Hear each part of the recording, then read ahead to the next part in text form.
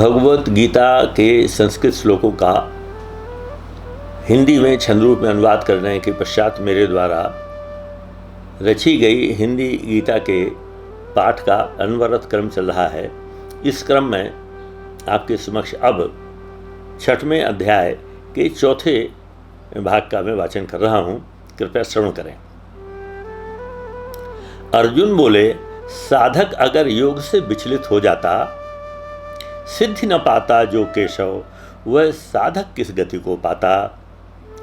आश्रयहीन भ्रमित साधक जब मार्ग भ्रष्ट हो जाता है, छिन्न भिन्न बादल जैसा क्या कृष्ण नष्ट हो जाता है।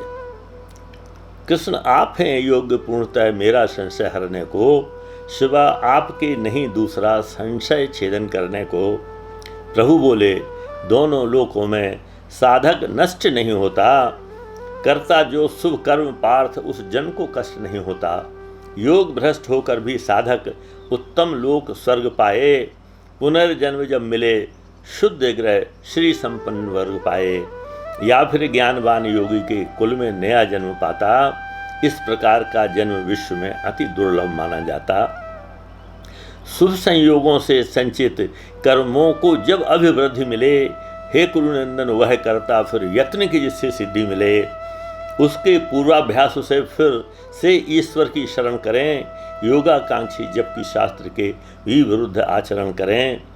पूर्व जन्म के संस्कार से फिर प्रयत्न पर्याप्त करे, कर देता अभ्यास उसे निष्पाप परम गति प्राप्त करे। ज्ञानी और तपस्वी कर्मी फल अभिलाषी फल भोगी, योगी सबसे श्रेष्ठ इसलिए अर्जुन तू हो जा योगी।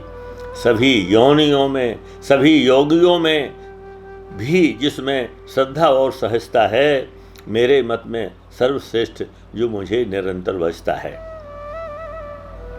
यहाँ श्रीमद् भगवत गीता के और हिंदी गीता के 6वें अध्याय के 4थे भाग की समाप्ति होती है।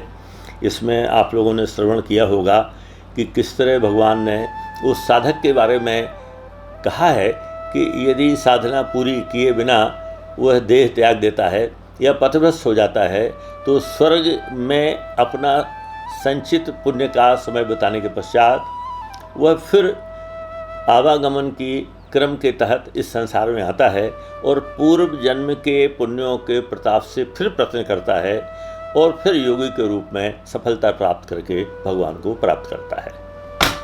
नमस्कार। कितना